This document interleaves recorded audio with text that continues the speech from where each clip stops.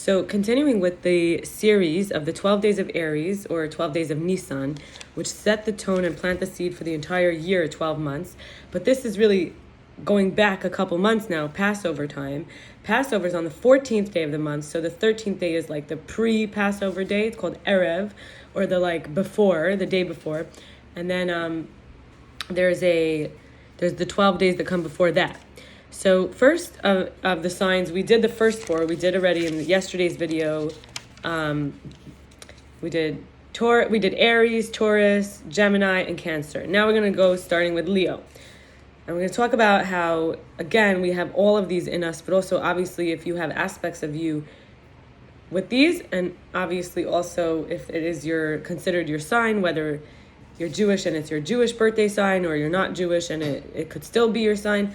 In other words, that they don't exactly match the Jewish and not Jewish calendars, because if you notice, these signs go by the moon every month. So we have 12 cycles, and versus the sun cycle. The moon has 12 cycles a year and the sun has 1 cycle a year. So the sun goes 365 days of the year, and the lunar year is different. It's 12 cycles.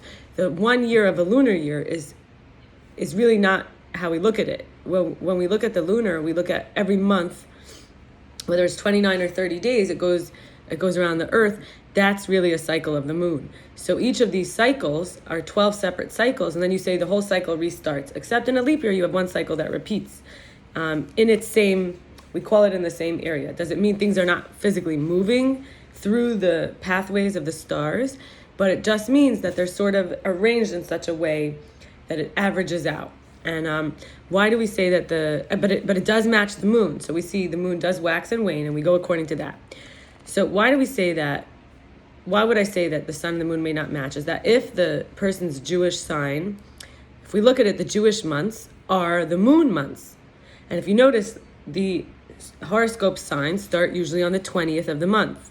They do not start at the 1st of the month. So if it's starting at the 20th of the month, according to when the moon is, so I didn't say this yesterday, I'm sharing it today, that in the moon sign, or in the Chodesh, in the month sign, in the moon sign, in the month moon, I just made that connection, in the Jewish month, it is possible that there are times where a person who's Jewish and goes by the Jewish months would try to find out what their sign is in the solar year, and it wouldn't match.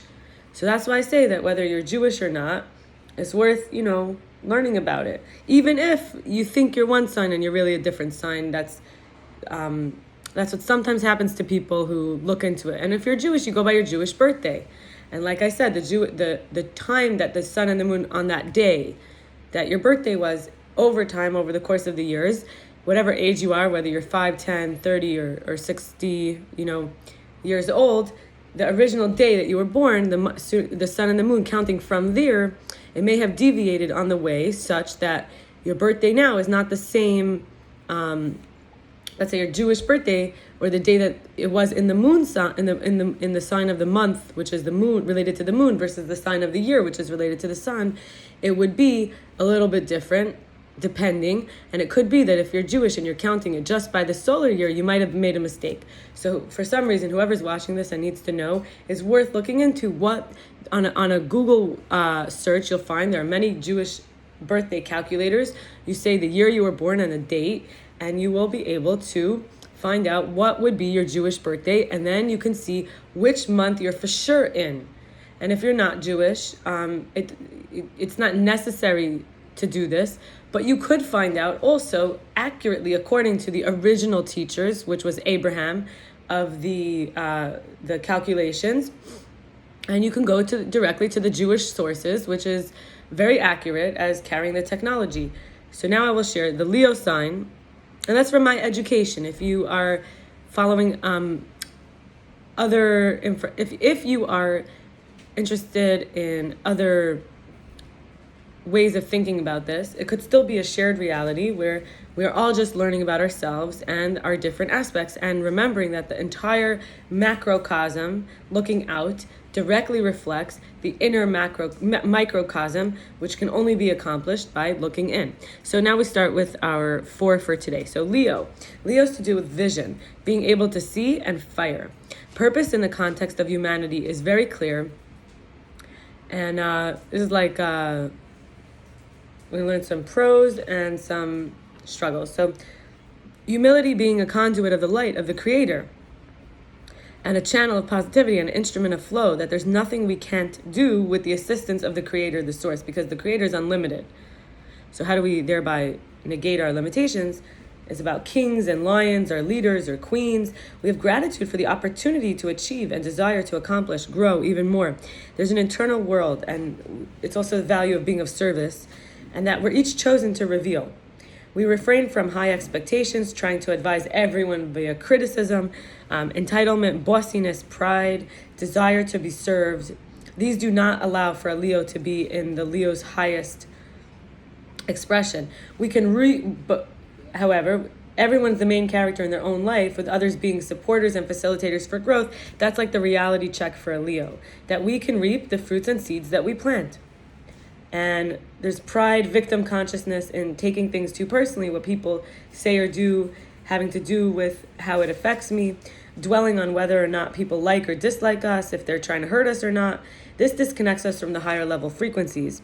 And we can practice seeing everything as a merciful message from the Creator. Criticism is actually just the one stage of seeing an area for growth. It's the next stage of the next perspective from a little bit higher is to say, oh, this is opportunity. If we don't do that, we end up fighting back, shutting down, running away, escaping. This is just the instant gratification way to try to avoid any change, which can be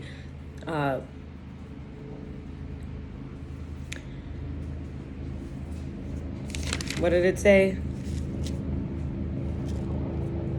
We can practice, higher level frequencies. We can practice seeing everything as a merciful message from the Creator. So, hey, excuse me, this is something you got to do to be better, to be happier. And we can take a pause, see it coming from God, that the universe is here to help us, guide us, show us, teach us. And it's not an appraisal of our worth or our value, or telling us that we're not perfect or powerful.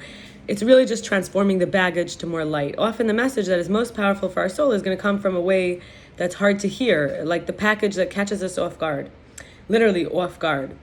And this, even though I'm saying this and I'm reading this from 5 years ago, and I don't think I mentioned this, but I did say it's a continuation from yesterday's video. But all of this material is from teachers at the Kabbalah Center.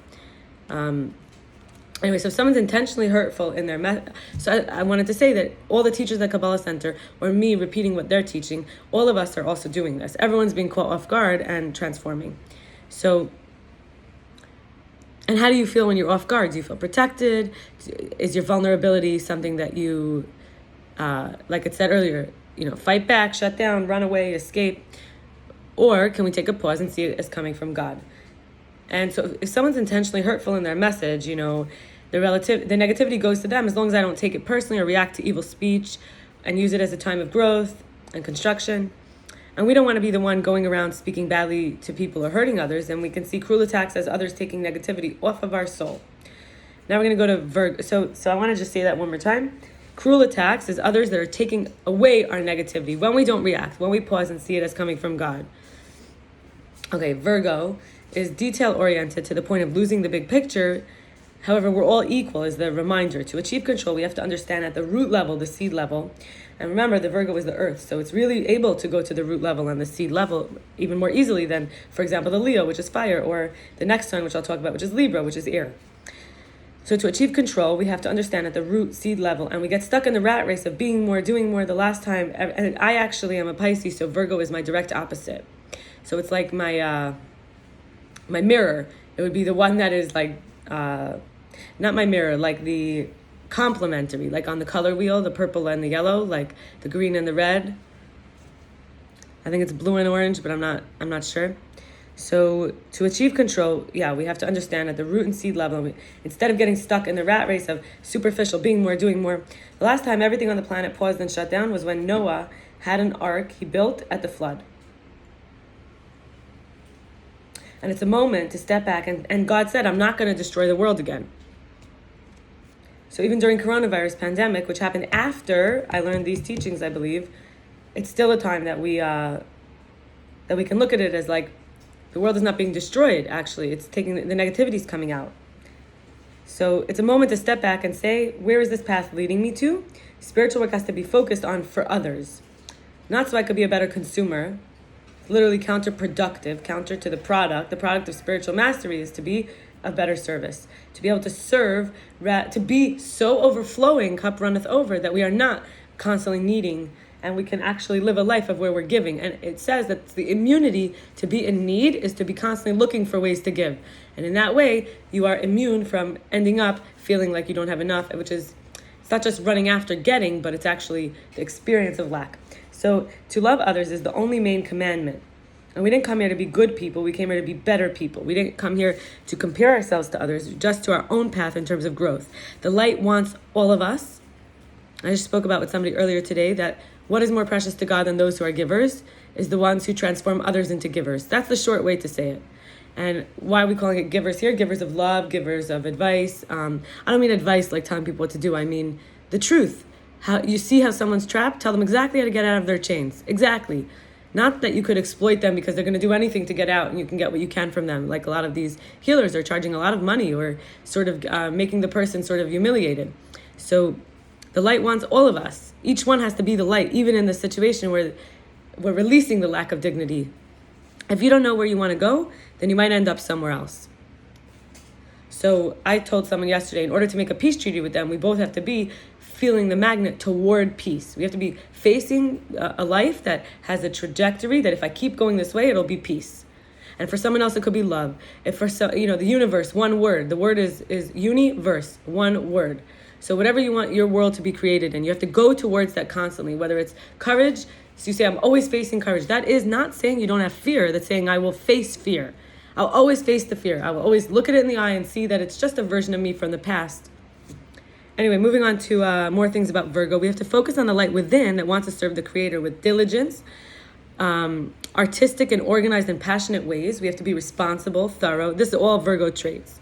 Meticulous. These are the positive traits, but the challenges here, which also we have to bring into our service of the Creator and transforming others into also servants of the Creator, is to be, and the light is to be maybe overcritical, judgmental, tunnel vision, self-beratement.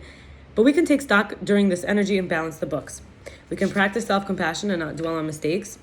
We can look for the silver lining and not use words or thoughts to be intolerant of others and their words or feelings or behaviors. And we can practice zooming out and seeing the bigger picture.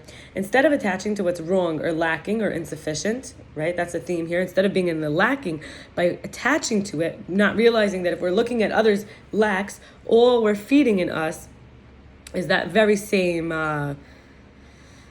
not bright side. We have to look at the bright side, and that's what increases the bright side in all of us.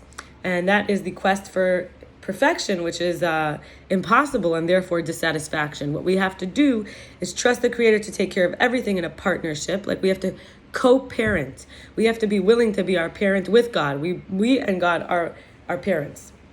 And who are we then? We can also be the one that's practicing to become perfect. Now, if perfect is a compass, and there's always going to be as long as we're alive, we're still going in that direction. Perfect peace, for example, if I'm going towards peace, what is perfect peace? A direction, not a stuck place that you have a landmark there. Look, here we are, we're in perfect peace. It could be that there's experiences of perfect peace, there are tastes on the way, so that we stay on the right direction. As long as we stay on the direction of practice, of actually going towards service, and then we get to do our best and let the light do the rest. As long as we can practice in our Virgo, spreading love for no reason, beyond reason. I have to stop here. I thought I was going to do 4 of them today because I did 4 yesterday, but I had to share a lot about birthdays and had other comments to make. So we'll continue. I won't do a video tomorrow. It's the Sabbath, but it's already a 14-minute video. It's getting to be too much. I can't continue doing the other 2 because it goes on for another few pages just for the next,